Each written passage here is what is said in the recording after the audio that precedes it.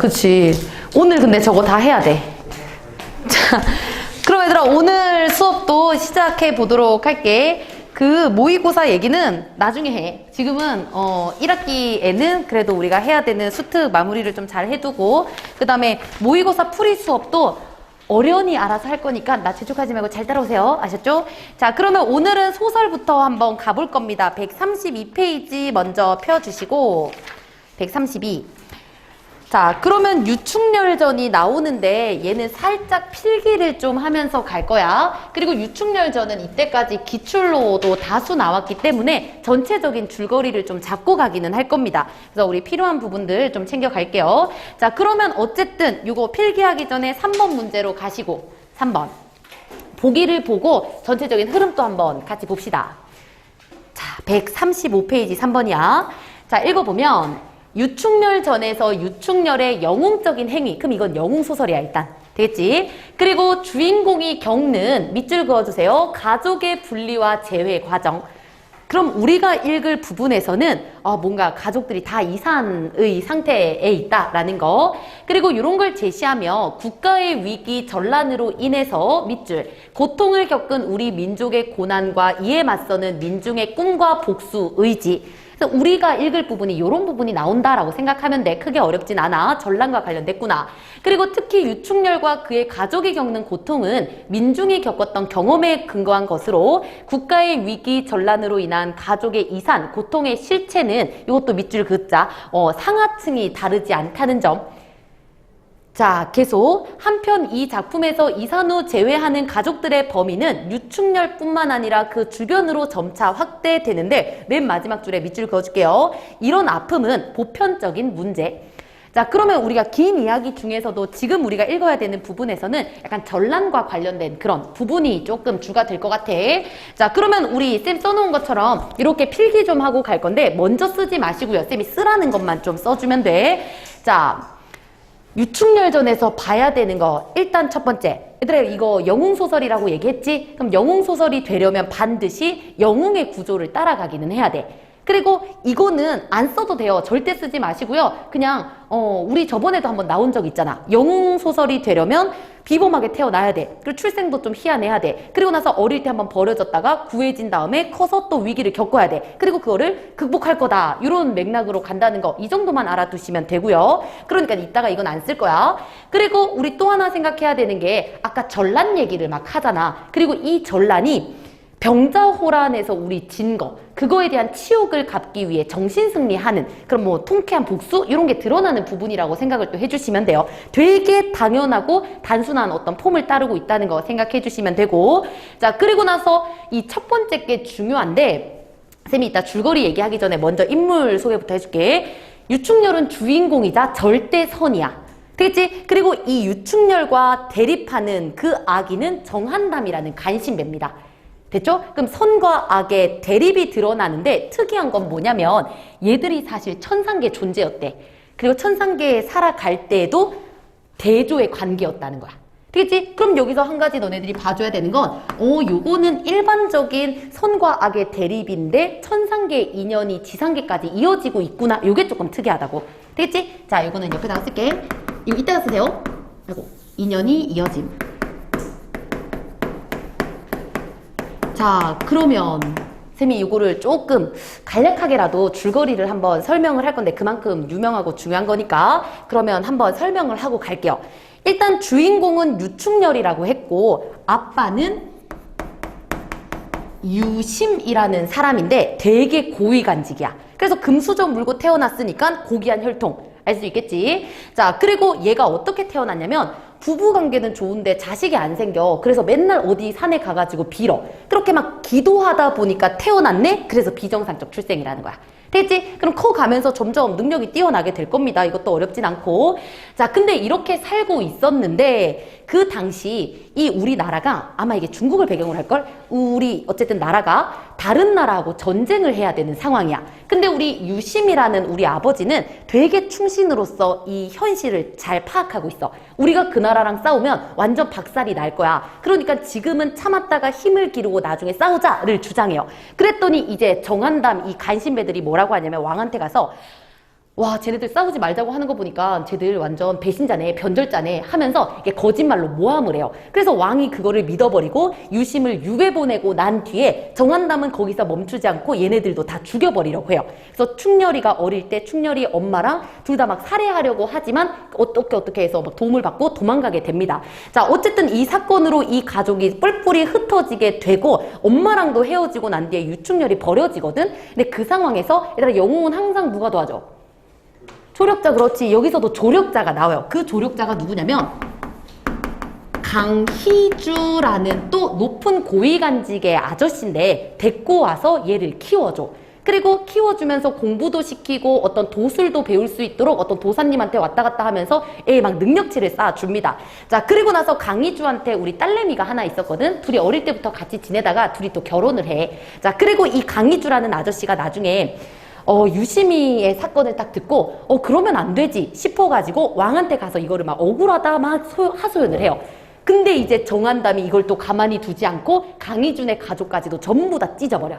그래서 전부 다 또 이렇게 이별을 하는 상황에 있다고 생각하면 돼. 자, 그래가지고 이제 유충렬이 어떻게 하겠어? 막 떠돌아다니면서 진짜 제대로 능력치를 키워보자 해가지고 도술 배우면서 아이템을 하나씩 모아요. 칼 모으고 갑옷 모으고 막 말 모으고 이제 점점 강해지고 있다고 생각하면 돼.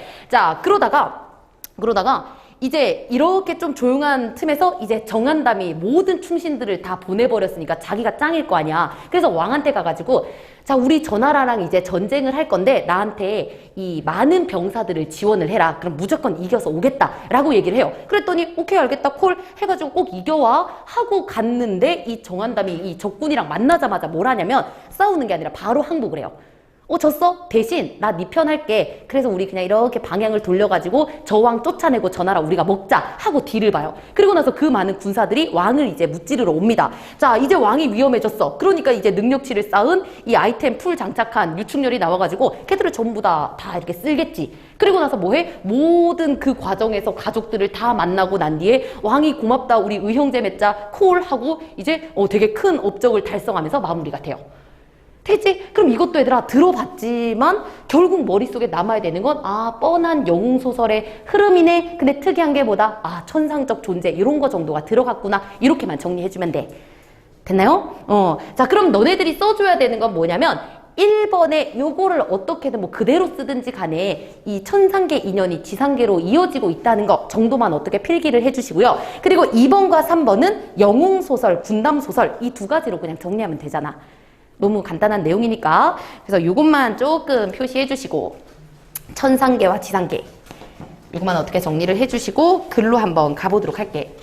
그래서 이거 읽었을 때 그럼 적강 모티프인가? 맞아요. 천상계가 지상계로 내려오면 무조건 적강이지. 자.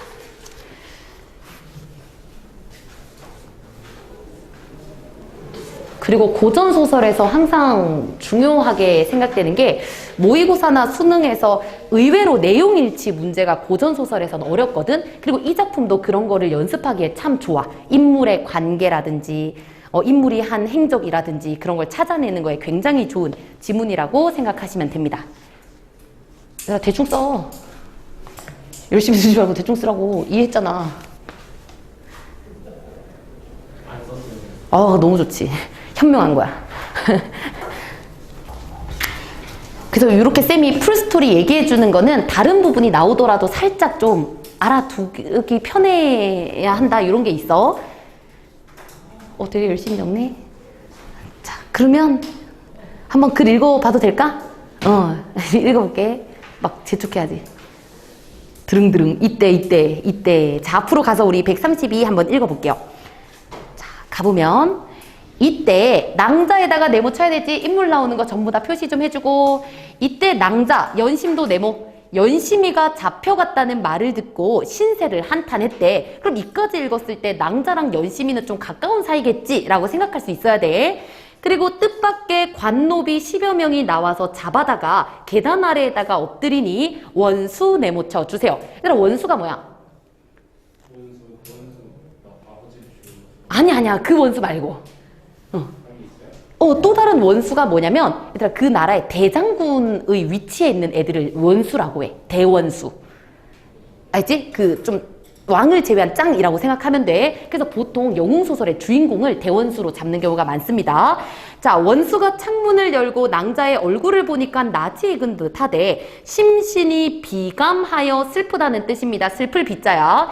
슬퍼서 자세히 보니까 의상은 가난하게 입었으나 기생되기로 마음먹을 것 같지는 않고 천인의 자식 치고는 되게 아까운 여자인 것 같았대. 그래서 원수가 소리를 낮이기 해서 낭자, 여자한테 물어보기를 야, 너 꼬라지 보니까 천인 자식이 아니네. 그리고 내가 어떤 말을 들었는데 너 정조를 지킨다며, 수절한다며. 근데 누구 집 자손이고 너는 누구길래 도대체 이 젊은 나이에 수절을 하고 그리고 무슨 일로 저렇게 돼가지고 관노비의 양녀가 되었는지 진정을 숨겨 꺼리지 말고 한번 일러주면 알 수 있겠네. 말을 자세히 해봐 라고 하니까 낭자가 계단 앞에 엎드려서 원수의 말을 들으매 이거는 물결 밑줄 할게요. 낭군과 이별할 때 하직하고 가던 말이 두 귀에 쟁쟁하여 하나도 다름이 없는지라. 그럼 이 목소리를 들었더니 뭘 떠올려? 그때 헤어졌던 나의 삐양새의 목소리라는 거. 그럼 여기 옆에다가 뭐라 써야 되냐면 연인 사이라고 써줘야 되지. 이 낭자와 원수는 사랑하던 사이. 응? 어디? 낭군과 이별할 때 하직하고 가던 말이 두 귀에 쟁쟁하여. 요거 찾았니? 응. 연인 사이라고 써줘. 자, 그리고 낭자가 전날, 옛날에는 도망하여 왔기로 이름과 살던 곳을 속였었는데 이때는 그 목소리를 들으니까 슬퍼져서 밑줄 진정으로 이젠 진짜로 여쭈었어. 말했어. 자, 저는 다른 사람이 아니고요. 이골 월계촌에 사는 강승상 네모 쳐주시고 우리 아까 쌤 배경지식 얘기했던 이유야. 강승상이 강희주예요. 그치? 이 유충녀를 도와줬던 그 조력자 강승상의 딸인데요. 저희 아버지가 만리 연경의 귀양간 유주부 네모 쳐주고 누구겠어? 그치, 유충녀의 아버지인 거야. 유심이에요, 유심. 배경지식을 얘기해준 이유야. 자, 유충렬의 아버지 유심을 위해서 상소했어. 막 억울하다고 했는데 망고 역적에 정한담 세모 쳐줘야겠지. 그 간신이 충신들을 모함해서 승상을 옥문관에 귀양하고 소녀의 모녀 우리 엄마도 잡아가지고 노비로 넘기려고도 했고 금부도사가 와서 잡아갔대. 그럼 금부도사는 맥락으로 봤을 때 나쁜 거 맞지? 얘도 세모 하나 쳐주시고요. 그리고요, 청수라는 물에 야간도주에서 우리 부모님 엄마는 물에 빠져 죽었고 저도 죽으려고 했는데 영릉관비 네모 쳐주시고 영릉의 관노비가 외촌에 갔다 오는 길에 나를 데리고 자기 집에 데리고 갔대. 근데 이 사람 성격이 험악함이 무수했대요. 그럼 우리 영릉관비는 부정적인 인물 맞지? 나를 구해주긴 했지만 험악한 사람. 옆에 마이너스 좀 해줄게요. 영릉관비 옆에다가 마이너스. 자, 근데 우리 연심이의 힘을 입어 이때까지 제가 살 수 있었어요. 오늘은 이 말을 너의 앞에 고하고 어쩔 수 없이 자결하고자 합니다. 그럼 옆에다가 우리 요약이라고도 써줘. 이때까지 일어났던 모든 일들을 다 상세하게 얘기를 해줬네. 자, 원수가 이 말을 듣고 당에 뛰어 내려서며 이게 웬 말이냐 하고 영릉태수를 불러서 강승상을 오라고 했대. 그럼 강승상이랑 유충렬이랑 같이 있었나 보지. 이때 강승상이 처자를 생각하여 잠을 못 자는데 몸이 피곤하여 졸더니 뜻밖의 원수가 오시란 말에 놀래서 들어오니까 원수가 말하기를 이게 네 딸 강낭자 아니냐. 강낭자가 살아왔어요. 승상이 이 말을 듣더니 정신이 아득하여 천지가 캄캄해. 원수가 이별할 때 서로 주던 그 심표를 내어놓고 서로 비교해서 살펴보니 의심도 없이 자기가 준 게 맞았대. 그래서 승상이 낭자의 목을 안고 궁글며 말하기를 내 딸 경화야. 그럼 이 여자 이름이 경화였나 봐. 청수에 죽었다더니 영혼이 살아왔니? 꿈이니 생시니 너의 낭군 유충렬이 왔으니까 소식을 듣고 찾아온 거니 우리 집이 소 이거는 연못 소자입니다. 알아두면 편해요. 고전 시가에서도 많이 나오고 소설에서도 많이 나와. 연못소야. 우리 집이 연못이 되어 양류청청 푸른 가지 빈터만 남아있어. 완전 황폐화가 됐는데 이 슬픈 마음을 어찌다 진정할 수 있을까? 반갑다 라고 했어. 자, 그랬더니 묶어줄게요. 원수가 낭자를 보고 하는 말이며 세세한 이야기들을 어찌다 기록할 수 있을까? 닫아주시고. 기록할 수 있다고 없다고? 없다는 거지. 근데 이거 누가 한 말이야? 서술자가 한 말이지. 그럼 서리법으로 서술자가 얘기한다? 그럼 이거 무조건 편집자적 논평이자 서술자의 개입이라고 했지. 그치? 편집자적 논평, 편농 써주시고. 자, 그리고 바로 밑에 장부인 새로 나왔습니다. 네모 쳐주시고, 장부인이 어떤 공간에 있다가 이 소식을 듣고 급하게 나와 보니까 낭자가 고부질의 레자만 보면 되지. 예의를 지키며 무난하고 살아난 말씀을 자세히 하니까 장부인이 손을 잡고 말하기를 세상 사람이 고생이 많다고 하나, 이거는 물결 밑줄 하자. 우리 고부 같겠느냐? 그럼 우리 고부가 가장 고생이 많았대. 고부가 뭔데? 그러니까 고부 갈등 이러잖아. 알아야 되더라. 시어머니랑 며느리. 그러면 이제 장부인과의 관계도 다 나오는 거야. 고부 밑에다 시어머니, 며느리 써놔야 돼. 알겠지? 그럼 이까지 읽었을 때 어떤 관계를 알 수 있냐면 지금 장부인은 유충렬의 엄마일 거야. 그치? 그리고 유충렬의 엄마니까 유충렬은 이 여자의 남편이었지. 그러면 이 장부인과 여자의 관계는 시어머니와 며느리의 관계라는 것도 이제 다 나왔어야지. 인물관계 굉장히 복잡하죠? 고부가 며느리와 시어머니의 관계를 의미하는 거야. 그래서 맨날 고부 갈등 막 이렇게 얘기하잖아. 시댁과의 관계. 자, 그리고 이때 낭자를 데려간 관비는 옛날에 얘 구해준 관비 위에서 영릉 관비라고 나와 있었지. 얘는 정신이 막 하늘에 날아갈 것 같고 간장이 녹는 듯하고 원수가 동원이 높이 앉아 관비를 잡아들여 죄를 헤아려 묻기를 야 너를 죽이기는 할 거야. 너 그렇게 험악했다며. 근데 너 같은 천한 기생년이 사람을 알아보겠냐. 근데 네가 청수에 가서 이 여자를 구해준 일로 풀어는 줄게 하고 살짝 용서를 해줬어. 그리고 연심이를 불러서 무수히 치하하다 감사하다는 뜻입니다. 치사하고 보내려고 하니까 이 여자가 옆에 앉아있다가 하는 말이 연심이는 나와 100년 은인입니다. 제가 날 많이 도와줬어. 그러니까 지금만 감사할 뿐 아니라 평생을 함께 지내고자 합니다. 같이 데려가요 했더니 오케이 부인 착실히 모셔라 하고 허락했대. 자, 그리고 원수가 전후 사연을 낱낱이 기록해서 나라에 장계하고 우리 장계하고도 밑줄 하나 그어주고 보고서라고 써줘. 얘도 자주 나오는 말이에요. 보고서를 올리다라는 뜻이야. 자, 보고서를 올리고 길을 떠날 때 장부인은 좋은 가마 타고 강낭자, 조낭자, 옥교를 타고 좌우로 모시고 강승상은 수레 타고 어떤 사신이 모셨는데 원수는 일광주 용린갑 동그라미 그리고 밑에 장성검 동그라미 그 다음에 대완마 동그라미. 그래서 쌤 아까 전체 줄거리 얘기할 때 그 아이템 모아가지고 간다고 했잖아. 그 아이템들이야. 풀 세팅을 하고 그 말 위에 높이 앉아 오마대로 행군해서 완완히 나오니까 또 묶어줄게요. 그 거동과 영화는 천고의 처음이라. 와, 이런 모습은 진짜 처음 본다. 누가 하는 말이라고? 서술자지. 그렇지. 그래서 편농 하나 더 써줘. 서술자의 개의 편집자적 논평입니다. 자, 그리고 계속하면 계양역을 지나가서 청숫가에 다다르니까 얘들아 소부인 네모 하나 쳐주고 청수에서 죽었다는 사람 하나 있잖아. 누구? 아까 우리. 나는 살았는데 죽었잖아. 누구? 그치, 강승상의 와이프야. 그러니까 이 강낭자의 엄마였잖아. 맥락 쭉 따라와야 돼. 그래서 소부인은 강승상의 부인 혹은 여자의 엄마야. 그래서 소부인이 죽던 곳이야. 그래서 이 유충렬이가 강승상을 위해서 태수를 바쁘게 불러 재물을 장만해서 승상을 주인 삼고 조낭사는 집사돼서 원수는 축관되고 축문을 읽었어. 제사 지내려나 봐. 그러면서 통곡하며 하는 말이 회수에서 모친 제사할 때와 다름이 없었대. 자, 그러면 얘들아 여기서도 좀 이상해야 되는 게 뭐냐면 지금 너네들 이까지 읽었을 때 유충렬 엄마 살아있어 죽었어? 아, 야, 아까 우리 유충렬 엄마가 누구였어? 장부인이었잖아. 그치? 근데 분명히 살아있는데 모친 제사할 때와 다름없다 하면서 엄마를 죽은 사람처럼 표현하지. 그럼 너네들이 이거 추론하면 되잖아. 아, 옛날에 유충렬이가 엄마 죽은 줄 알고 제사 지낸 적 있었나 보다. 이렇게 생각하는 거야. 됐지? 계속 얘들아 정신 차려.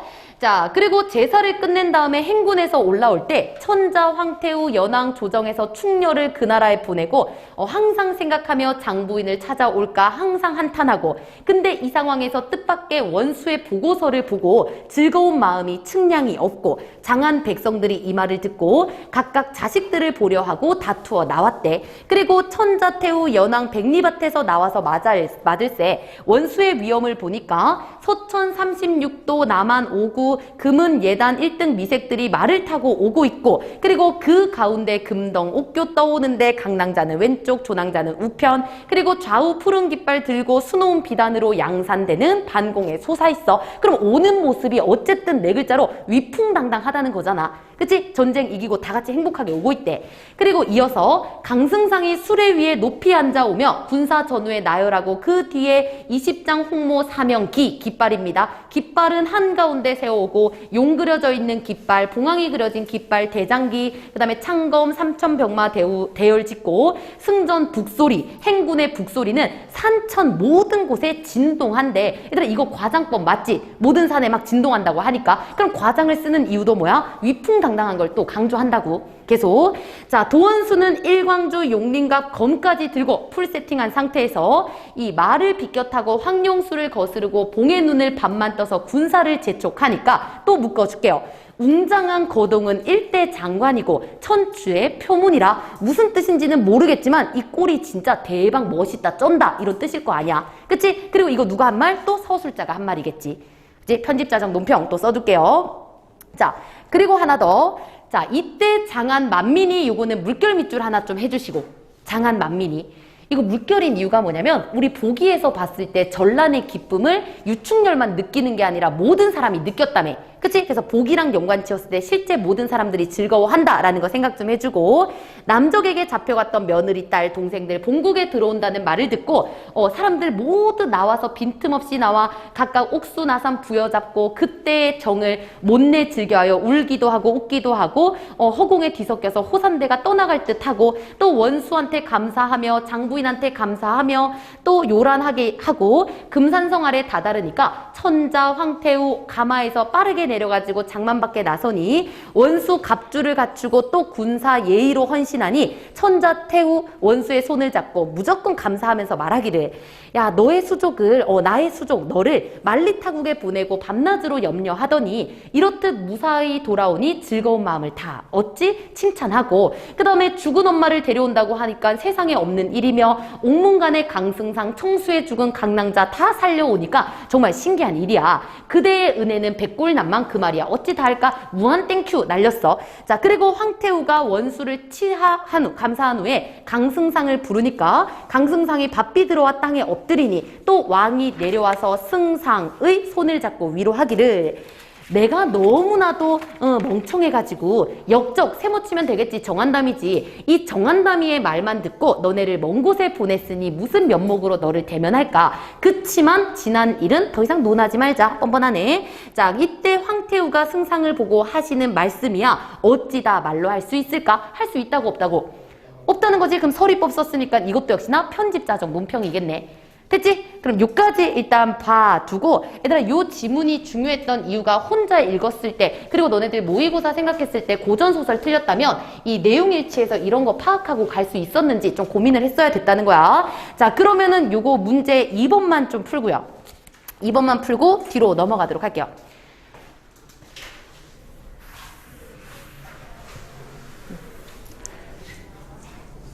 2번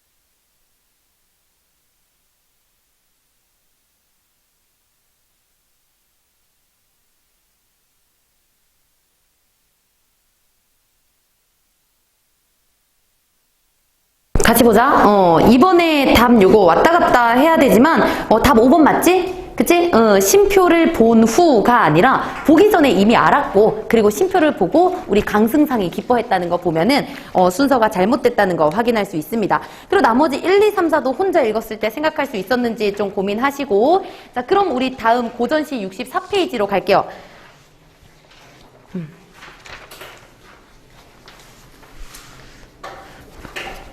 오늘은 앞반보다 뒷반이 분위기가 되게 안 좋네. 그냥 할게. 알지? 녹화 중이라서 그냥 할게요. 자, 그러면은 64페이지로 가면 얘는 되게 역대급으로 쓸모없는 고전이라고 생각하시면 되고요. 3번 보기 먼저 보고 들어갈게. 진짜 빨리 끝날 거야. 자, 3번 보기를 보면 첫 번째 줄만 밑줄 긋습니다. 조선 후기 한양의 생활 모습. 요까지만. 조선 후기 한양의 생활 모습. 그래서 밑에 거 조금 더 읽어보면 지리도 나올 거고 관청 소개되고 시장의 모습이 묘사될 건데 우리가 읽는 곳은 시장의 모습이 묘사되는 부분이야. 그리고 또 하나 여기에 물품들 뭘 팔고 있었는지도 알 수 있대. 됐지? 진짜 별거 없지? 자 그럼 요거 생각하고 바로 한번 들어갑시다. 들어갑시다. 가보면 먼저 우리나라 소산들도 부끄럽지 않건만은 이때 소산은 물건이라고 생각하면 돼. 우리 물건도 부끄럽진 않지만 다른 나라의 물건들과 어울려 있으니까 상점들이 야 멋있다 라고 옆에다 예찬이라고 하나 써주시고요. 예찬. 자 어떤 물건이 있느냐. 먼저 시장 생선가게에 각색의 생선이 다 있대. 생선에다가 네모 쳐주고 시장의 첫 번째 모습 생선입니다. 자 어떤 생선 민어, 서거, 석수어 어쩌고 저쩌고 쭉 열거된 다음에 뭘 팔고 있는 모습 묘사한다는 거 확인할 수 있네요. 안 읽어도 되지? 자 그리고 이제 밑으로 내려갑니다. 그리고 나서 중략 이후 보니까 도자전이라고 해서 이것도 가게 전자일 거야. 어떤 도자 가게에서 마로 저제에 얘들아 이거는 한번 좀 볼까? 저제. 이거 정읍사에서 나오는 말이기는 하거든. 저자야 저자. 저자. 그리고 너네들 저작거리에 나가서 막 이런 얘기 하잖아. 이때 저작거리 할 때 처음 듣니? 이 저자는 시장이야 시장 얘들아. 저작거리 이런 말, 저작거리 가서 놀아 막 이런 얘기. 저작거리에 사람이 많다. 안 하니? 그렇구나. 세대 차이. 저자 시장이야. 재수없네. 자, 이거 이렇게 CC 써주고. 자, 몰라도 되기는 하는데, 무튼 어떤 가게 마로 시장에, 그 다음 또 네모 찍게. 금은 보패가 놓여있대. 자 그럼 이제부터 어떤 보물들을 팔고 있는 모습을 쭉 열거해 주겠지. 그래서 용잠, 봉잠, 무슨 잠, 무슨 잠, 무슨 잠, 그 다음 비녀도 있고 어떤 반지도 있고 하면서 쭉 열거하고 있다는 것까지 확인할게요. 안 읽습니다. 자 그리고 밑으로 내려가서 이번에는 놀이개를 볼 거야. 근데 놀이개도 여자들만 옷에다가 붙이고 다녔던 보물 같은 것들이잖아. 그래서 이것도 계속 보물의 일환이라고 생각하시고 놀이개 보니까 옥나비가 그려져 있고 그 다음에 옥장도도 보니까 어떤 칼 같은 거 얘기하나 봐. 그런 칼들 쭉쭉쭉 얘기하는데 빛 좋은 삼색실로 꽈다가 풀었다가 가슴 매듭이 있는데 참 모양도 다양하고 셀 수도 없구나 하면서 정말 아름답다라는 거 쭉 얘기하고 있다는 거. 자 그리고 나서 마지막으로 본 건 뭐냐면 그림이에요. 그림에다가 네모 하나 쳐주시고 그럼 이 다음 또 안 읽어도 되는 게 이제 이러한 그림들이 쫙 늘어져 있구나 라는 걸 열거할 거 아니야. 되겠지? 그럼 밑에 거 안 읽고 넘어갑니다. 자 그리고 나서 이제 마지막 쪽에 가보면 어떤 내용이 있냐면 이번에는 횡축 옆을 보려고 하니까 구운몽의 성진이가 팔선녀를 희롱해서 투하성주 하는 모양이 그려져 있대. 그럼 이걸 통해 알 수 있는 게 뭐냐면 그 당시에 구운몽이라는 소설이 되게 유행했나 보다. 그치? 그림으로 그려질 정도로 이런 생각하면 되고 그리고 강태공이 낚시하는 그림도 있나 보다 하고 그냥 넘어가면 되고 그리고 우리 어떤 늙은이들이 바둑 두는 모습도 있었나 보다 하고 넘어가면 돼. 됐지? 그래서 요 고전시가 8은 끝입니다. 이게 다야. 그래서 나머지는 너네들이 한번 쑥 읽어보면서 문제 풀어주시면 돼요. 자 그러면 뒤로 넘어가서 어디까지 갈 거냐? 고전시가 73페이지로 갈 거예요. 그래야 될 것 같은데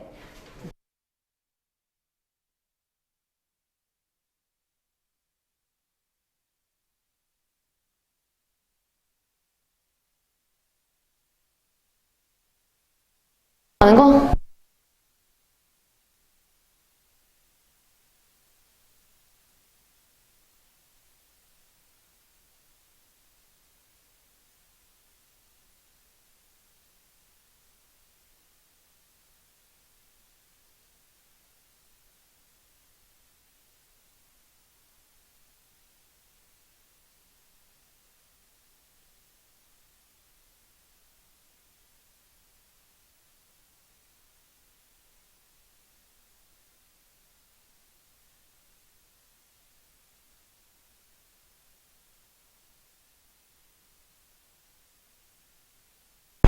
자, 그러면 우리 이제 73페이지에 고전시가 요거 보고 좀 쉬었다가 현대시로 넘어갈게. 얘들아, 이것도 짧으니까 정신 좀 차리세요.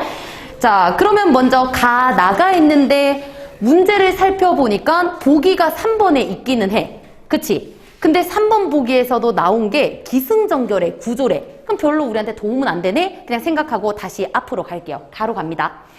자, 가 읽어보면 눈빛이 종이보다 더욱 희길래, 그럼 표현기법 위주로 가자. 그럼 종이보다 밑에다가 비교법 써주면 되고, 그리고 희다고 그러면 시각적인 이미지를 사용하고 있다는 거.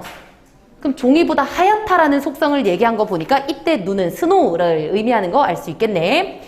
자, 무튼 이렇게 하얗길래 채찍을 들어서 내 이름을 거기 위에다가 썼대. 눈 위에다가. 그리고 나서 하는 말이 바람아, 밑에다가 말건방. 바람아 불어서 땅을 쓸지 마라. 왜냐면 주인이 올 때까지 내 이름 그대로 유지되게 기다려 다오 하고 소망을 얘기하고 있다. 끝이네.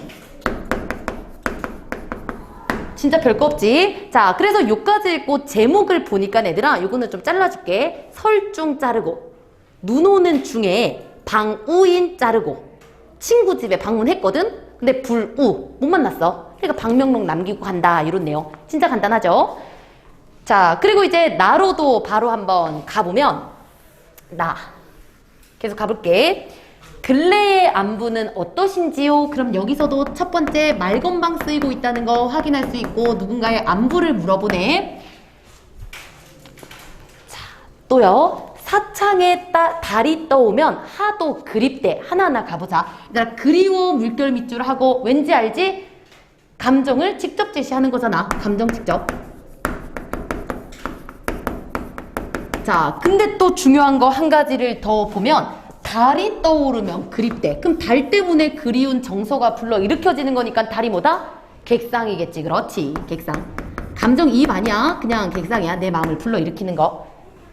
자, 그리고 한 가지 더 가면 얘들아, 고전에서 창 들어가면 다 뭐라고?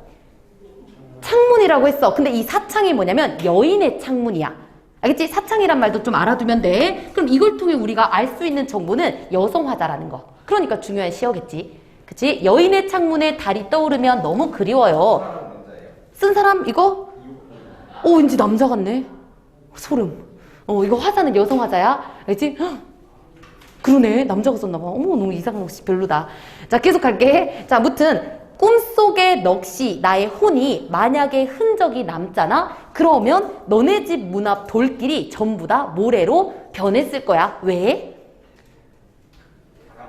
그치, 현실에서는 못 가잖아. 근데 꿈에선 자유롭잖아. 그래서 꿈에선 하도 니네 집 앞을 많이 가니까 모래로 변해 있을 거래. 되겠지? 그러면 우리 옆에다가 과장이라고 하나 써주시고요. 그만큼, 놀래라. 그만큼 너를 보고 싶은 마음이라고 생각하시면 돼요. 자, 그럼 이것도 제목으로 좀 가보면 자술이잖아. 자술은 스스로 진술하다, 스스로 말하다 라는 뜻이거든. 근데 옆에다가 몽혼이라고도 써줘.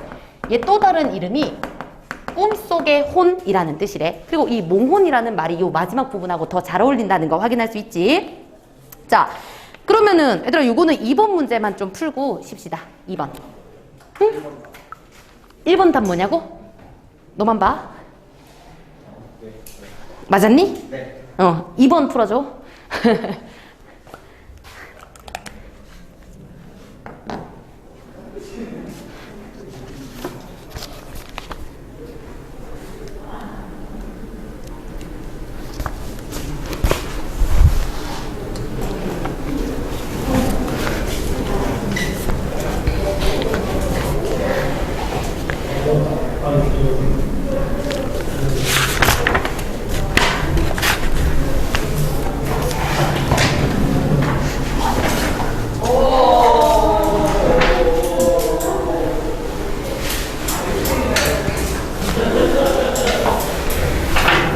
자, 그럼 확인해볼까? 얘들아, 이거 답 4번 맞지? 뭐 어떤 변화를 초래한 거 없잖아. 그냥 우리 호는 그냥 옛날에 꿈속에서 그만큼 많이 갔었다라는 거기 때문에. 자, 그러면 우리 잠깐 끊었다가 쉬고 우리 현대로 넘어가도록 할게요. 응. 그렇게 그것도 방법이네, 그치? 가만 안 둔다. 자, 이제 95페이지 펴주고 현대시 농무하고 재고니 한번 보고 그 다음에 소설로 넘어갈게. 그치? 농무는 옛날에 너네들 본 적 있지? 내신에서 본 학교들도 많을 건데 그래도 나와 있으니까 보기부터 천천히 또 가보도록 할게요. 페이지 96에 그렇긴 한데 그렇게 좀 간단하진 않아. 그래서 보기 보고 들어가자. 2번으로 가시고요. 자, 작품의 제목인 농무는 원래 묶어줄게. 풍요와 안녕을 기원하며 농민들이 신명나게 어울리는 행위 닫아주시고요. 96쪽에 2번이야. 이렇게 묶어주시고 원래는 이렇게 즐거운 노래야. 그러나 작품이 창작된 60, 70년대 상황 산업화 도시화로 인한 이촌향도 고향을 떠나서 다 도시로 가려는 현상 그리고 갈수록 피폐해져 가는 농촌의 현실 상황과 관련 지을 거래. 그러면 우리 산업화 도시화에다가 세모 좀 쳐주시고 이것 때문에 피폐해졌다는 걸 꼭 기억하시면서 이런 거 관련 지으며 또 다른 맥락적 의미를 생성하고 있대. 그럼 우리 또 다른 맥락적 의미 밑줄 하나 그어 주시고요. 그럼 우리가 묶어놨었던 원래 의미의 그 신나는 느낌 없어졌다는 거 확인하고 들어가시면 됩니다. 되겠죠? 자, 그리고 니은도 또 주는 복이니까 한 번은 읽고 가자. 자, 홍명이라는 사람은 임꺽정이라는 책에서 임꺽정 서림 등을 등장시켜 밑줄 과거 민중의 생명력과 저항의식 자, 이런 것을 드러내려고 했대. 주요 인물을 살펴보면 백정 출신인 임꺽정 동그라미 쳐주고 얘는 탐관오리의 재물을 빼앗아 빈민에게 나누어주는 개혁적인 모습을 보여준대. 긍정적인 인물이란 것만 체크해 주시고요. 그리고 아전 출신인 서림 얘는 임꺽정을 도와줬으나 관군에 잡힌 후에 처한 현실에 순응해서 배신한 인물이야. 그럼 우리 서림 옆에다가는 마이너스 하나 해주시면 되겠네. 됐죠? 그러면 요게 힌트로 나와 있다는 건 우리 그래도 임꺽정과 서림과 같은 사람이 나오는구나 이 정도 생각하시면 되고요. 위에 있는 것처럼 농촌이 피폐해졌다 요 흐름 가지고 들어가시면 됩니다. 자, 그럼 글로 한번 가봅시다. 글. 자, 읽어보면요. 징이 울린다. 그리고 막이 내렸다. 아래로 하강적 이미지 보여주면서 보기에서 말했던 피폐함이랑 자꾸 이어주려고 하시면 돼요. 오동나무에 전등이 메어 달린 임시로 지어둔 가설무대에 구경꾼이 돌아가고 난 뒤 텅 빈 운동장. 그럼 지금 위치가 운동장이라는 거 확인할 수 있고 또 하나 밑줄 그어야 되는 거 텅 빈이지. 왜냐면 이것도 역시나 뭔가 피폐하고 허무하고 공허한 그런 분위기를 불러일으켜 주니까. 자, 계속. 자, 우리는 분이 얼룩진 얼굴로. 그럼 우리 분에다가 동그라미 하나 해주시고요. 그럼 우리가 지금 공연을 했으니까 분의 의미는 분장일 거야. 그치? 그리고 우리 아까 보기를 봤었을 때 너무 피폐하다며. 그럼 이때 분은 그 사람들의 분노. 화나는 거. 그렇지. 분노라고도 볼 수 있지. 한 같은 거. 이중적인 어떤 중의적인 표현이라는 거 생각. 자, 이런 얼굴로 우리는 학교 앞 소주집에 몰려서 술을 마신대. 그럼 소주집 네모 쳐주시고 공간의 이동이 나타났다는 거 일단 확인하시고요. 그리고 이때 술이 의미하는 건 이 사람들의 삶의 애환이겠지. 그치? 힘든 삶을 살고 있구나. 계속 보기랑 이어줘야 돼. 자, 그리고 나서 하는 말이 답답하고 고달프게 사는 것이 원통하다. 그럼 우리 원통하다 물결 밑줄 하나 해주시고 이것도 역시나 감정 직접 제시라는 거 확인할 수 있고요. 너무 답답한데 꽹과리를 앞장 세워 이번에는 장거리로 나설 거야. 또 공간의 이동이 나타나요. 그러면 이렇게 공연하면서 꽹과리 치면서 가는데 따라붙어서 악을 쓰는 건 쪼무레기들 뿐이고 그리고 이걸 보고 있는 처녀 애들은 기름집 담벽에 붙어서서 철없이 킬킬 웃음만 날리고 있대. 자, 그러면 일단 여기서 체크해야 되는 쪼무레기와 처녀 애들의 기능이 뭐냐면 얘들 아까 같이 조직과 아니야. 근데 여기서 없는 사람 있어 얘들아. 애기들만 있다는 거지. 그럼 성인들 어디 갔는데? 그치. 그래서 보기에서 이촌향도라고 얘기했던 이유가 뭐냐면 전부 다 나이 든 사람들은 떠나고 이제 어린 애들만 남아있는 뭔가 피폐해진 그런 농촌의 모습을 드러내는 거야. 노동을 해야 되는 그 계층이, 그 나이층이 사라졌다는 걸 보여주는 거지. 그리고 또 하나 얘네들 철없이 킬킬대고 있다는 건 현실을 모르는 그런 좀 순수한 그런 모습인 거지. 자, 계속 넘어갈게요. 그리고 나서 이거 색깔 바꿔가지고 물결 밑줄 하나 해주자. 보름달은 밝아. 너무 예쁘겠네? 뭐랑 다르게? 지금 뭐가 달라? 그렇지, 현실과 다르게. 다시 말해, 이 보름달은 밝아는 옆에다가 대조라고 써주시고요. 이런 암담한 현실의 내면 심리야. 화자의 내면과 대조되는 그런 환경이라고 생각하시면 돼요. 이해되지? 자, 아무튼 보름달은 이렇게 밝은데 어떤 녀석은 꺽정이처럼 울부짖는데 그런 꺽정이 동그라미 쳐주고 그 막 인꺽정 우리 아까 우리 북에서 봤던 그러니까 막 저항하고 싶고 이 현실을 막 무너뜨리고 싶은 사람처럼 울부짖는데 또 어떤 녀석은 서림이 동그라미 쳐주고 아까 우리 서림이는 막 현실 안주하면서 배신한 사람이라며. 그럼 얘도 역시나 현실에 안주해서 해대고 있대. 그럼 얘네들 나온 거 진짜 깊게 가지 말고 그냥 이런 암담한 현실 속에서 이런 모습도 있고 이런 모습도 있다. 이렇게만 생각해줘. 알겠지? 자, 이렇게 해대지만 이까지 산구석에 처박혀 발버둥친들 무엇 하겠느냐? 라는 건 뭐 할 필요가 있다고 없다고? 없다는 거지. 그럼 옆에다가 설의라고 써주시고요. 여기서 발버둥칠 필요조차가 없어. 그러니 체념의 자세를 드러내고 동시에 내가 해봤자지 뭐 자조적인 그런 모습을 보입니다. 스스로 비아냥거리는 거야. 자, 그리고 나서 이렇게 된 이유를 구체적으로 말해주네. 비료값도 안 나오는 농사 따위야 라고 얘기하네. 그럼 나 열심히 농사 짓기는 했잖아. 그럼 이거 개인적인 문제라는 거야? 아니지. 그치? 열심히 농사 지었으면 돈 나와야지. 근데 얘는 구조적, 사회적인 문제라는 게 여기서 나와요. 열심히 했는데 비료값도 안 나오는 건 내 탓이 아니라 사회 탓인 거잖아. 그치? 이런 농사 따위야 아예 여편네에게나 맡겨두고 쇠전을 거쳐 도수장 앞에 와 돌 때 그럼 얘도 역시나 지나간 공간이기 때문에 표시해 주시고 도수장은 도살장이래. 가축들 죽이는 곳. 자, 여기 앞에 와 돌 때 물결 밑줄 할게요. 우리는 점점 신명이 난다. 얘들아, 이거 진짜 신나는 거야? 아니지? 반어적인 표현이라는 것도 확인할 수 있겠다. 자, 그리고 나서 한 다리를 들고 피리를 불어볼까? 고갯짓을 하고 어깨를 흔들어 볼까? 하면서 뭔가를 막 표출하려고 해. 근데 이때 표출은 신나는 거 아니지? 그럼 뭘 표출하겠어? 이 사람들의 울분과 한이야, 한. 됐지? 옆에다가 울분, 한의 표출. 그래서 나중에 이 문제 풀어보면 얘들아 이거 잘 들어. 풀다 보면 어떤 표현이 나오냐면 우리는 점점 신명이 난다. 이거는 반어가 맞아. 왜냐면 진짜 신나는 게 아니잖아. 그치? 근데 이렇게 암담한 상황에서도 얘네들 춤추고 있지. 상황 자체가 어때? 좋아요. 그러니까 상황이 안 좋은데 막 춤을 춰. 역설적이잖아. 그래서 얘들아 이 표현은 반어인데 상황 자체는 역설적인 거야. 알겠지? 말도 안 되잖아. 그래서 역설적 상황과 반어적 표현이라는 걸 봐줘. 쌤이 이렇게 강조하는 이유는 역설적인 그 표현이 드러나는 말은 없어. 근데 상황이 역설적이라는 거 반드시 기억을 해주시면 됩니다. 됐죠? 자, 그러면 농무 이렇게 정리를 하시고요. 그리고 이번에는 나 작품으로 넘어가도록 할게. 나 작품. 배그? 대구? 대구법도 맞지. 그치. 한 다리 들고 날라리 불까? 고갯짓하고 어깨를 흔들까? 이것도 대구 맞아요. 대구법도 맞아요. 자, 배그 이런다. 자, 그러면 우리 이제 나 작품의 신선 재고니로 가야 되거든.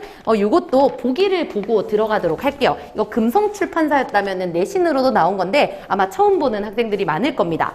자, 그러면 이것도 정리하면서 갑시다. 3번 문제야. 자, 발표를 정리할까 합니다. 저는 70년대 급속한 산업화 물결 속에서 시인이 질맞의 신화라는 것을 노래했음에 주목했어요. 자연의 상실, 공동체 파괴, 인간 존엄의 추락, 유구히 흐르던 전통의식의 단절 등과 같은 산업화의 폐해래. 그럼 이것도 역시나 여기다 세모 쳐야 되는 거 맞지? 산업화를 부정적으로 보고요. 세모. 자, 이 속에서 시인은 그만의 신화를 통해서 뭔가를 말하려고 했대. 가만히 들여다보면 그는 밑줄이요. 일상 속의 비천한 인물들의 삶을 그릴 거야. 그럼 이 작품에 나오는 인물도 되게 천한 인물이라고 생각하면 돼. 자, 이거를 포착하고 그들의 삶을 어떻게 하냐면 그의 시 속에서 또 밑줄 긋습니다. 신화적인 단계로 끌어올려. 그러니까 신격화한다는 거야. 그 되게 하층민을 신격화해. 그래서 그 사람을 신성하다라고 느껴지게끔 만드는 사람이래. 됐죠? 자, 시인은 이러한 일련의 시도를 하는 이유까지도 얘기를 해주는데 일단 동그라미 칠게요. 이런 방법을 하는 이유는 전통성을 회복하는 거야. 우리의 전통. 그리고 두 번째는 오래된 공동체를 지속하고 싶은 거래. 그래서 하층민을 신격화함으로써 전통을 보존하고 싶은 그런 마음을 드러낼 거래요. 자, 그럼 요거 보고 우리 한번 또 작품으로 가야겠죠? 카메라 이거 시치고는 되게 길지? 그래서 요거를 산문시 혹은 이야기시라고 하는 거 정리하고 들어갑시다. 산문시입니다. 자, 가보면 읽어볼게.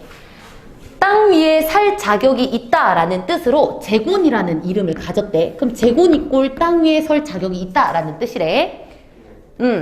자, 이런 이름을 가진 제곤이는 안진뱅이 사내래요. 그럼 요거는 밑줄 하나 그어주시고 얘는 신체적인 불구지. 응? 안진뱅이 사람? 다리 못 써. 그냥 앉아있어. 신체적으로 장. 지하철이라고. 약간 그런 느낌으로. 가짜예요?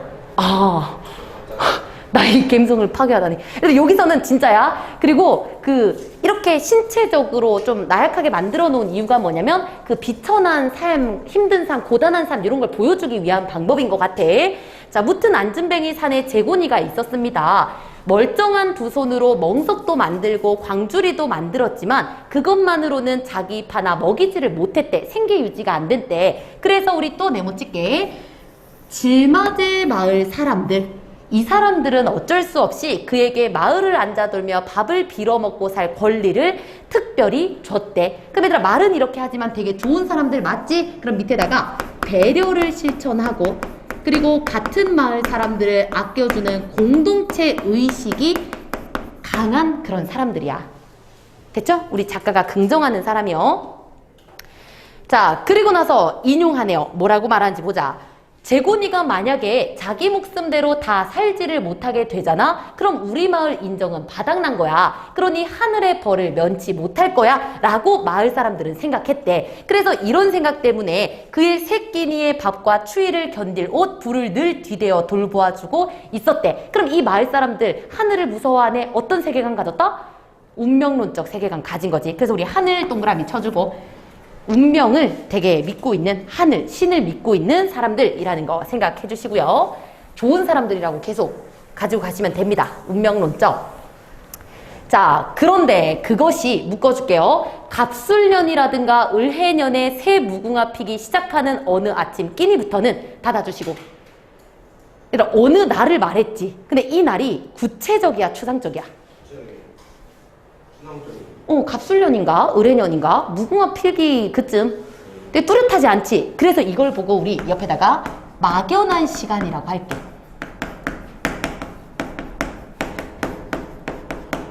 그리고 쉽게 말하면 약간 이런 느낌이야. 옛날 옛적에. 그치? 그럼 얘들아, 옛날 옛적에를 쓰는 그 이야기는 뭐지?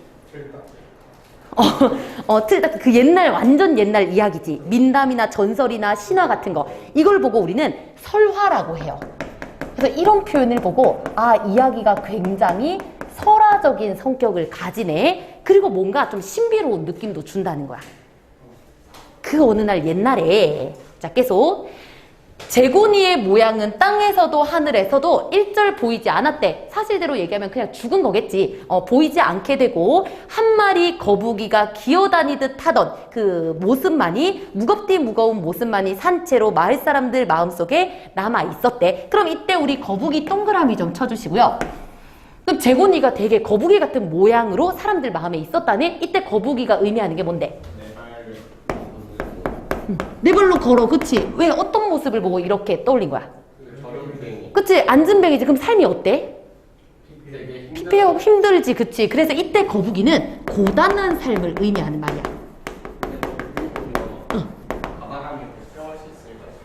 약간 그런 느낌으로 이제 뒤에 나와. 그러니까 이때는 뭔가 좀 안진뱅이로서 뭐 땅에 가까운 그런 모습, 고단한 삶을 의미하는 말이었고, 자, 그 다음. 그래서 사람들은 어쨌든 이 제곤이를 잘 우리가 키워내지 못했으니까 하늘이 줄 천벌을 걱정하고 있었대. 자, 계속. 그러나 해가 거듭 바뀌어도 천벌은 이 마을에 내리지 않았어. 그리고 농사도 딴 마을만큼은 제대로 돼서 신선 쪽에 약간 아는 것이 있다는 흰수염의 조선달 영감님은 이렇게 말을 했대. 자, 재곤이는 생긴 게 꼭 거북이 같이 안 생겼던가? 거북이 이때 동그라미 좀 쳐주시고. 거북이도 학이나 마찬가지로 목숨이 1000년은 된대. 그러니 그 긴 목숨을 여기서 견디기는 너무나 답답해서 날개가 돋아나, 이거는 물결 밑줄 합시다. 하늘로 신선살이를 하러 간 거요 라고 말해. 그럼 아까 거북이는 되게 고단한 삶이라면 지금 거북이는 뭘 비유한 건데? 그렇지, 신선살이 혹은 신선의 모습인 거지. 다시 말해, 신화적 존재로서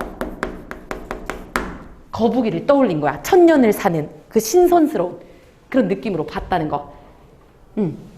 자, 그리고 또 하나 써야 되는 게 뭐냐면, 이때 신선살이가 의미하는 게 뭐냐? 아까 얘기했던 그 신화적인 생각이거든. 그리고 정확하게 말하면 재곤이가 죽었지. 근데 이 죽음을 죽음으로써 받아들이는 게 아니라 새로운 세상에서 부활하고, 그리고 또 새로운 세상에서 다시 재생한다라고 뭔가 신격화해가지고 이렇게 말을 하고 있다고. 너희들이 뭘 듣나 싶지? 그래서 어쨌든 이 사람들의 마음속에서는 그냥 죽음을 나쁘게 생각하지 말고 조금 잘 포장해가지고 보낸다라고 생각을 해줘. 자, 그래, 재곤이는 우리들한테 미안해서 모가지에다가 맷돌을 단단히 메어 달고 아마 어디 깊은 바다에 잠겨 나오지 않는 거야 라고 했던 사람들도 하여간 어쨌든 죽은 모습을 우리한테 보인 일이 없으니 조선달 영감님 말씀이 심적으로 옳기는 옳다 하면서 인정을 해버린 거야. 자, 그래서 그들도 그들 마음속에 살아만 있는 그 재곤이의 거북이 모양 양쪽 겨드랑이에 2개씩의 날개들을 안 달아줄 수는 없었대. 다시 말해, 모든 사람들이 다 신선이 됐다고 그냥 다 믿기로 한 거야. 아셨죠? 거북이가 이제 신선처럼 날아갔다라고 생각하는 거. 뭐라고? 그러네. 4개 달아줬다고 칠까? 2개씩, 2개씩에 2개씩. 여기 2개, 여기 2개. 그치? 모르겠네. 이거 잘 모르겠어, 얘들아. 알겠어. 얘들 거북이 다리 몇 개지? 4개요. 4개야? 6개겠어요, 지네처럼. 갑자기 징그럽네. 이렇게 4개 맞네. 2개 이렇게 해야 돼. 2개, 2개. 2개. 아니, 그럼 너무 징그러울 것 같으니까 이렇게 생각하자. 알겠지? 중요하지 않아, 그거. 자. 중요해. 알아봐 볼게. 알겠지? 몇 개 달아줬는지. 자, 그럼 어쨌든 얘들아, 요거 문제 좀 풀고 가야 되는데, 3번 문제만 좀 봅시다. 3번. 3번만.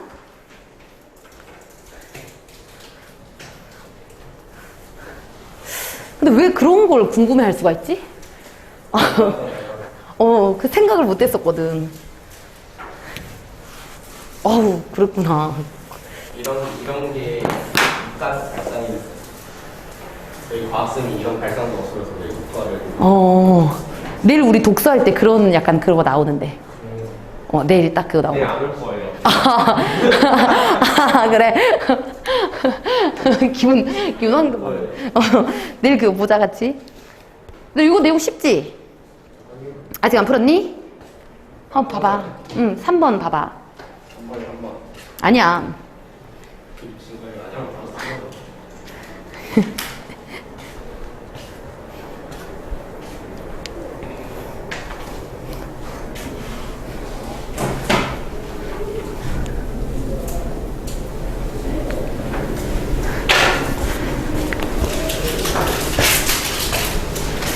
삼 3번에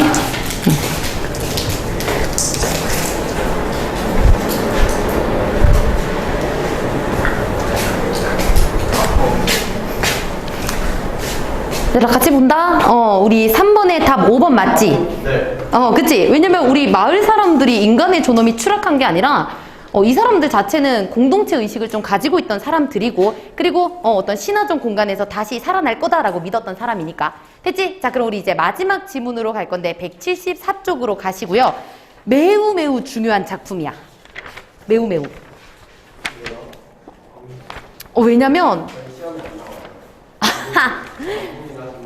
아니, 내신 말고도 이게 광장이 길거든? 근데 긴데 이 전체 줄거리 중에 어떤 부분이 나와도 어려워.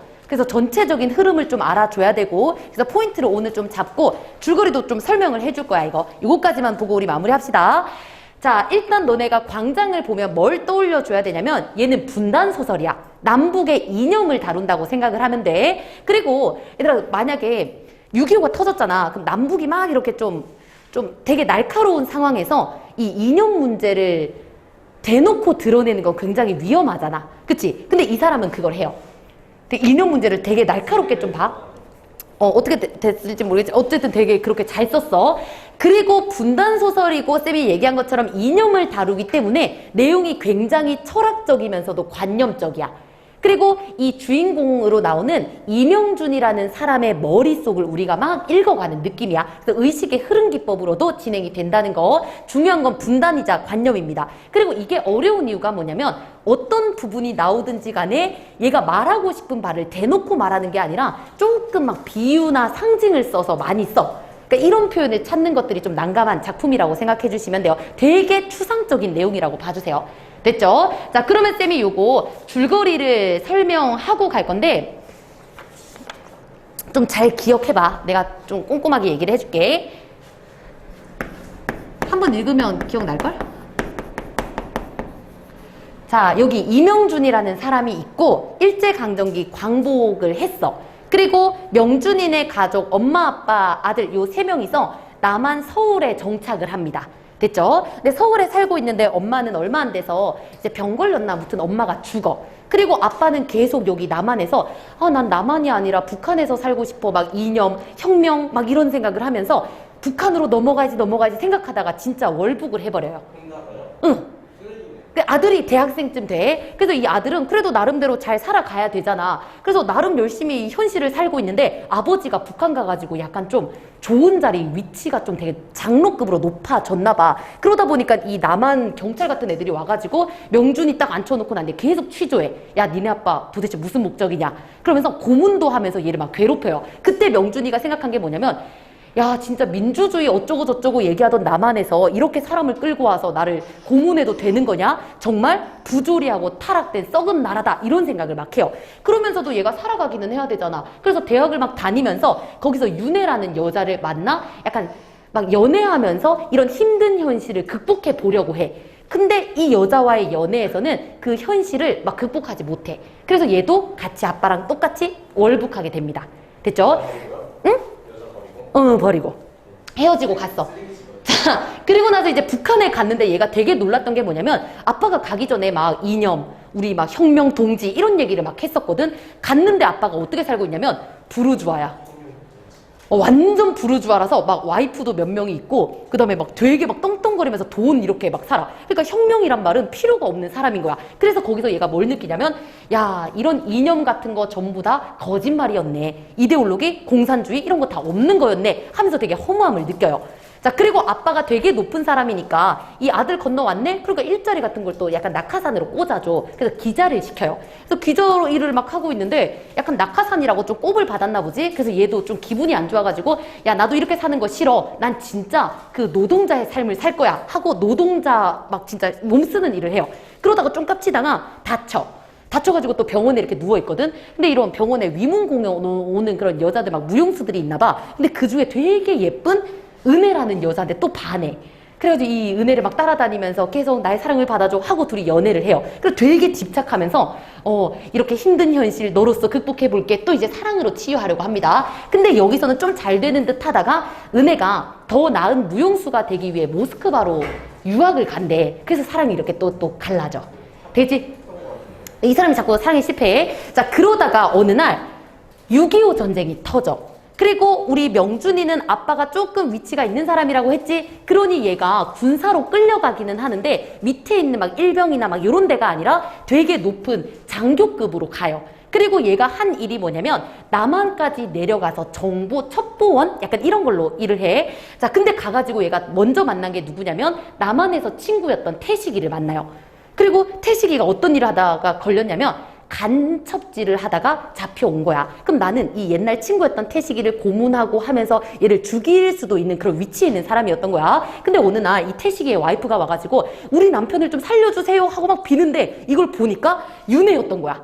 그러니까 태식이 내가 버렸던 이 윤혜하고 둘이 또 이렇게 막 결혼을 했던 거야. 그래서 이 명준이도 완전 쓰레기 같은 새끼인 게, 이 윤혜를 보니 옛날 생각이 나서 얘를 겁탈할까? 막 이런 생각까지 해요. 그러다가 갑자기, 아, 그러면 안 되지 싶어서 둘을 이렇게 좀 다시 보내줘. 풀어줘요. 자, 그리고 나서 얘가 또 누구를 만나냐면, 막 이렇게 전쟁한다고 이 남한에 와 있는데 은혜를 만나. 근데 얘는 또 여기 왜 있냐면 이제 전쟁도 터졌겠다. 얘가 그 간호병으로 지원을 해가지고 도와주러 온 거야. 그래서 둘이 막 어떤 동굴 같은 데 들어가가지고 막 행복한 시간을 보내요. 우리 너무 그리웠어 이러면서. 근데 이제 여자가 떠나기 전에 나 사실 너한테 할 말이 있는데 나 우리 헤어지기 전에 너의 아이를 가졌어. 이런 얘기를 해. 그랬더니 얘네들이 아, 우리 전쟁 끝나면 행복하게 살아보자. 약간 이런 희망을 가지거든. 그리고 나서 이제 각자의 일을 하려고 헤어졌는데 은혜가 가는 길에 죽어버려.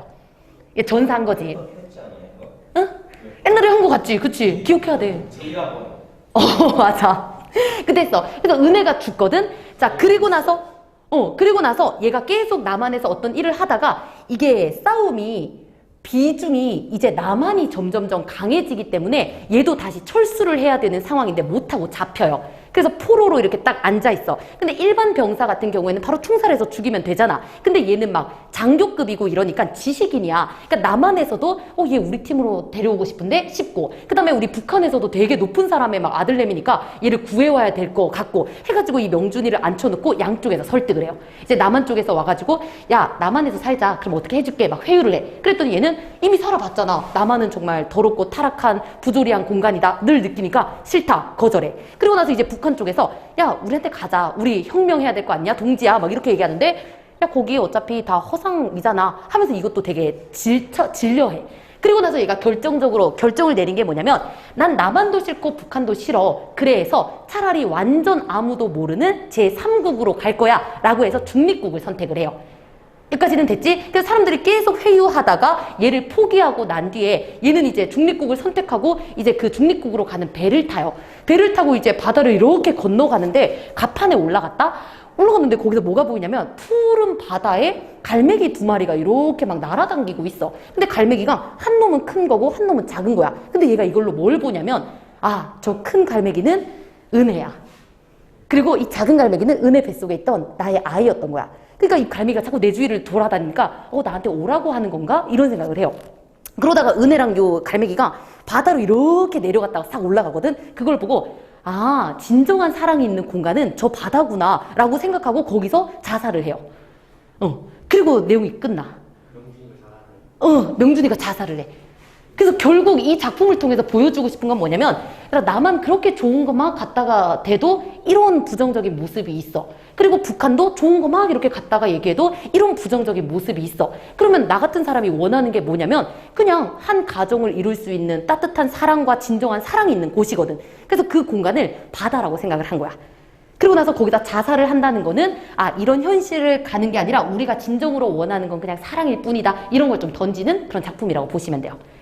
이해됐지? 그래서 이게 어떤 부분이 잘려 나오더라도 이 큰 흐름을 좀 가지고 있어야 돼. 그리고 한 가지만 더 보면은 이 남한과 북한을 비유하는 표현들이 있거든. 이 남한은 자유가 존중돼 있어. 다 보장돼 있어. 하지만 공동체의 뭔가는 없어요. 그래서 얘를 보고 밀실이라고 합니다. 밀실. 그냥 개인의 방. 근데 우리 북한은 개인의 방이 있어 없어? 없지. 모든 거 전부 다 막 도청되고 막 전부 다 감시받잖아. 그러니 여기는 광장밖에 없다는 거야. 그럼 이 사람이 진정 원하는 건 뭐야? 광장도 있으면서 어느 정도의 자유도 보장된 그런 나라를 원하는데 우리나라에서 그게 불가능하다라고 생각을 한다는 거지. 되겠지? 그래서 이런 내용이라는 거 확인을 좀 하고 그리고 우리 작품으로 들어가 보도록 할게요. 작품 간다? 이데올로기가 뭐냐면 이념 애들아, 이념. 공산주의가 추구하는 그런 사상 같은 거. 자유, 평등, 사랑. 이데올로기가 한자라고 하기에는 너무 영어 같지 않니? 그럼 북한인들이 이건 이념. 리념. 알겠지? 리념. 이념. 이념이다. 이거 이데올로기 이념. 있어 보여서 저렇게 했어. 자. 그러면 우리 뒤로 넘어가가지고 앞으로 가야게 됐네? 앞으로 가서 글 좀 한번 읽어볼게요. 근데 얘들아 174쪽에 있는 거 있잖아. 얘는 보면 필기가 거의 없어. 그래서 쌤이 윗부분만 좀 읽고 뒤로 완전히 넘어갈게. 생략하게 너네들이 읽어. 알겠지? 그리고 중략 뒷부분을 좀 읽겠습니다. 자, 먼저 읽어야 되는 부분은 첫 번째 문단만 읽으면 돼. 가볼게. 선장뿐 아니라 뱃사람들도 합쳐서 이 배의 그들 석방자들, 우리 석방자들 동그라미 하나 쳐주고. 내가 중립국으로 가는 그치, 맞아. 이게 중립국으로 가는 도중이야. 그래서 중립국 그 배를 타고 있는 선장이나 뱃사람들도 그럼 석방자가 누구냐면 중립국으로 가는 사람들이야. 근데 그 중립국이 어디예요? 나왔는데? 야, 그냥 뭐 그런 데겠지. 인도 뭐 이런 데겠지. 몰라. 무튼 이 석방자들, 나 이 명준이 같은 사람들에 대한 눈치에는 어느 나름의 은근히 알아준다는 대목이 있어. 이 사람들이 약간 그 석방자들을 보면 오, 쟤네들인데 하는 그런 시선이 있대. 자, 그 대목은 또 뭐냐면 그들 석방자들이 자기 나라 어느 한쪽도 마다하고 낯선 땅을 살 곳으로 골랐다는 데서 자기 나라에서 쫓긴 순환자 같은 모습을 자기들끼리 그려낸 탓인 모양이다. 그러니까 사람들이 저 사람들 되게 순환을 많이 겪었나 봐. 지들의 편견으로 우리를 바라보고 있다고. 됐지? 자, 이런저런 일로 그런 눈치를 채게 될 때마다 그런 턱없는 내용을 눈을 지레 감으며 받아들이고 있는 듯한 부끄러움을 맛봐. 나를 자꾸 그렇게 취급하니까. 그래서 부끄러워하는 자기가 혀를 차고 나무라고 쉽게 못마땅하게 느껴지기도 한데, 자, 그 마음을 다 파헤치면 뜻밖의 섬뜩한 무엇이 튀어나올 것 같아 두루뭉술한 손길로 얼버무려 온다. 그래서 마음이 조금 심란하다. 여기까지 읽어줄게요. 되겠지? 자, 그리고 나서 얘들아 우리 뒷장으로 넘어가서 중략 이유를 꼼꼼하게 가도록 할게. 앞에는 중요한 게 하나도 없어.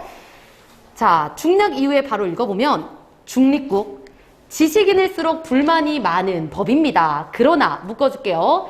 그렇다고 자기 몸을 없애버리겠습니까? 종기가 낮다고 말이지요. 닫아주시고요. 자, 이것도 비유적인 표현이거든. 제 몸 네모 쳐주시고요. 종기 네모 쳐줘. 자, 그러면은 이 전체의 일부가 나빠지더라도 전체를 버리면 안 된다는 말이지. 그럼 이걸 명준이의 상황으로 본다면 종기 밑에다가 문제라고 써주시고요. 이때 문제는 부조리함을 얘기해요.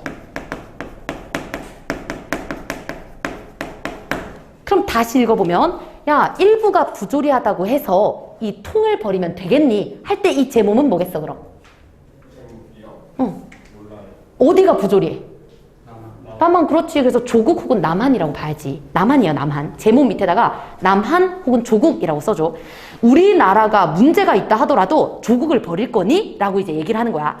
자, 너 한 사람 잃는 거는 무식한 사람을 열을 잃는 것보다 더 큰 민족의 손실이야. 너는 아직 젊어. 우리 사회에는 할 일이 태산 같아. 나는 당신보다 나이를 약간 더 먹었다는 의미에서 친구로서 충고할게. 조국의 품으로 돌아와. 조국을 재건하는 일꾼이 되어줘. 낯선 땅에 가서 고생하느니 그쪽이 당신 개인으로서도 행복이라는 것을 믿어 의심치 않아. 나는 당신을 처음 보았을 때 대단히 마음에 들었어. 어떻게 생각하지는 마. 나는 그냥 동생처럼 여겨졌다는 말이야. 만약에 남한에 오는 경우에 개인적인 조력을 제공할 용의도 있어. 어떻니? 하고 회유를 하는 거야. 자, 명주는 고개를 쳐들고 반듯하게 된 천막천장을 올려다봐 한층 가락을 낮춘 목소리로 혼잣말 외치듯 나직이 말할 거야. 중립국. 자, 설득자는 손에 들었던 연필 꼭지로 테이블을 툭 치면서 곁에 앉은 미군을 돌아볼 거야. 미군은 어깨를 추스르며 눈을 찡긋하고 웃겠지. 자, 문 밖으로 나와 서기 책상 위에 놓인 명부의 이름을 적고 천막을 나서자 그는 마치 재채기를 참았던 사람처럼 이때까지 되게 답답했나 봐. 그런 사람처럼 몸을 벌떡 뒤로 젖히면서 마음껏 웃음을 터뜨렸어. 통쾌하겠지. 뭔가를 결정했으니까. 하지만 너무 기분 좋은 웃음은 아닐 거야. 왜냐면 어쨌든 나라를 버린 거니까. 됐지? 자, 눈물이 찔끔찔끔 번지고 침이 걸려서 캑캑거리면서도 그의 웃음은 멈추지 않았대. 자, 그리고 나서 또 묶어줄게요. 그 바로 밑에. 준다고 바다를 마실 수는 없는 일이야. 사람이 마실 수 있는 건 한 사발의 물뿐이야. 준다는 것도 허황하고 가지는 것도 철없는 일이지. 바다와 한 잔의 물, 그 사이에 놓인 골짜기와 눈물과 땀과 피 닫아주세요. 자, 그러면 여기서 이제 너네들이 생각을 해야 되는데 얘도 굉장히 비유적인 표현이 많이 들어간 거거든. 여기서 너네들이 확인해야 되는 건 이 상징이 된 말들의 뜻이 첫 번째, 현실을 의미하는 말들이 있어. 그리고 그들이 우리를 꼬실 때 앞으로 펼쳐질 어떤 이상 추상적인 것들을 의미하는 말들이 있어. 이걸 하나하나 대응시켜서 한번 가보자. 자, 너한테 바다를 줄게 라고 말할 때 바다는 이상입니까? 현실입니까? 이상이겠지, 그렇지. 그래서 바다 밑에다가 이상이라고 써주고. 하지만 우리가 마실 수 있는 건 바다가 아니라 한 잔의 물이지. 그럼 한 잔의 물은 그냥 실제 현실이야. 우리에게 주어진 현실. 딱 적당한. 됐지? 그럼 이상과 현실 사이에 있는 눈물, 땀, 피는 갈등이자 고통이 될 겁니다. 이해됐죠? 자, 그리고 이러한 대립 구조가 계속 나올 거야. 이것도 쌤 물어볼게 계속. 자, 그리고 나서 좀 더 읽어보면 이런 것들을 셈할 줄 모르는데 잘못이 있었어. 세상에서 뒤진 가난한 땅에 자란 지식인의 슬픈 환장. 과학을 믿은 게 아니라 마술을 믿었어. 그럼 마술이 뭡니까? 매지 이상. 이게 이상이지. 그렇지. 그래서 우리 마술 밑에다가 이상이라고 써주고. 그럼 과학은 실제 현실이겠지. 현실을 알았어야 됐는데 나는 이상만을 믿었구나. 자, 그리고요. 바다, 그 이상을 한 잔의 영생수로 바꿔준다는 마술사의 말들. 그럼 이상의 무슨 허상 같은 것들을 얘기하는 거겠지. 그치? 그들은 뻔히 알면서 권력이라는 약을 팔려고 말로 속인 꾀임을 어리석게 신비한 술잔을 찾아 나섰네. 그럼 신비한 술잔 역시도 이상이겠지. 그렇지. 이상을 찾아 나섰다가 낌새를 차리고 항구를 돌아보니까 그들은 나의 항구를 차지하고 움직이지 않고 있었어. 그럼 항구가 내가 잃어버린 현실이겠죠. 됐지? 자, 그리고 이 모든 것의 진실을 알고 돌아온 바다의 난파자, 이거는 동그라미 하나 쳐주고 밑에다가 이념의 허상을 깨달은 자라고 써줘. 이념의 허상을 깨달은 자. 실제 이념과 이상을 얘기하길래 가봤더니 아니었잖아. 자, 그리고 그거를 깨달은 이러한 난파자들은 그들이 감옥에 가둘 거래. 왜냐면 못된 균을 옮기지 않기 위해서. 그럼 얘들아, 우리 균의 의미도 찾아보자. 얘들이 와가지고 할 수 있는 말이 뭔데? 내가 이상에 한번 가봤더니 세상을 깨뜨리는 거. 그치, 깨트리는 거지. 그러니까 다시 말해 진실이야, 진실. 균 밑에다가 진실이라고 써줘. 내가 가봤더니 저 균이 진실이야. 어떤 진실이냐면 이념은 허상이다 라고 얘기하는 그 진실. 그치? 그러니까 그 속이려고 하는 사람들 입장에서는 이 사람들 굉장히 피곤할 거 아니야. 됐지? 자, 근데 얘들아, 여기서 끝내고 싶은데 쌤 요거 하나만 더 같이 봐야 돼. 다음 장 넘어가서 얼른 할게. 천천히 해도 돼요. 2번으로 가봐. 2번으로. 자, 요거는 문제는 너네들이 풀 건데 이 위에 있는 이 보기도 되게 좋았어가지고 같이 한번 좀 볼게요. 이번에. 자, 묶어주면 처음부터 묶어줘. 세 줄까지 다 묶어줄 거야. 정말 까닭이었다까지 묶어줘. 제국주의자들은부터 세 줄, 세 번째 줄에 까닭이었다 묶어주시고. 자, 봐봐. 제국주의자들의 균을 묻혀 가지고 온 사람으로서 일이 있을 때마다 끌려 나와 참회해야 할 것이다. 마치 동네 안에 살면서도 사람은 아닌 문둥이처럼. 그런 처지에서 무슨 일을 해볼 수 있겠을까? 이것이 돌아갈 수 없는 정말 까닭이었어. 자, 그럼 얘들아, 뒤에 거 읽지 말고 이거 어디 선택했을 때 생각할 수 있는 거야?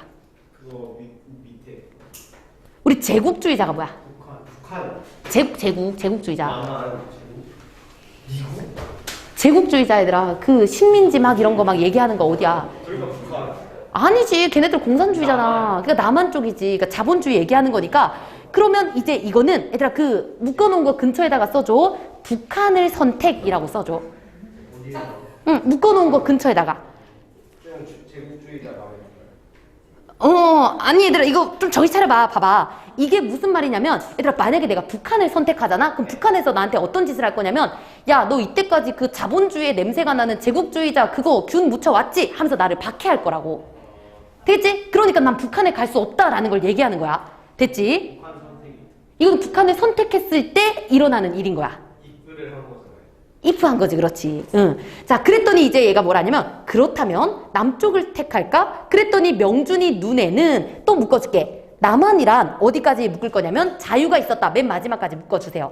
그럼 얘는 이제 남쪽을 선택했을 때 문제점을 얘기하겠지. 그래서 좀 읽어보면, 남한이란 키르케고르 선생식으로 말하면 실존하지 않는 사람들의 광장 아닌 광장이야. 그리고 얘들아, 그 다음 말은 좀 뛰어넘고 바로 밑에, 다만 좋은 데가 있다면, 남한에 좋은 점이 있다면 그곳에는 타락할 수 있는 자유와 게으를 수 있는 자유가 있다고. 그럼 남한도 자유는 자유인데 썩은 자유가 있다라고 얘기를 하는 거야. 되겠지? 그럼 띄워놓은 부분을 좀 볼게. 자, 미친 믿음이 무서우면 믿음조차 없는 건 허망하다. 그럼 이게 각각 어디 나라를 얘기하는지 보자. 얘들아, 미친 믿음.